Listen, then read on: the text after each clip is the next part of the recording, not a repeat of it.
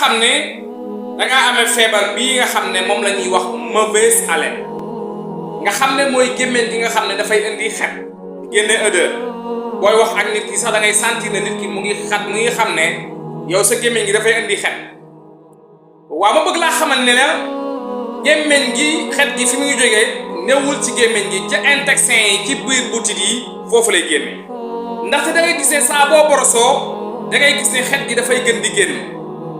waaw tey rek dinaa la wax la nga xam ne su fekkee da nga ko utiliser ñetti yoon ci bis bi di ci galaxndiku bu àndee dogalu suñu borom bi dafay deñ. da ngay wut naanaa di ko baxal ba mu bax boo ko seggee nga koy jël kaas suba kaas bëccëg kaas ngoon di ci galaxndiku fu mu fekk gémmiñ guy xeeñ daf koy dindi ba mu set wecc te dina la indil xet bu neex ba pare dafay rey xet gi nga xam ne mooy génn ci intestin yi ci butit yi di génn ci sa gémmiñ gi di ñëw ba nga xam ne sooy wax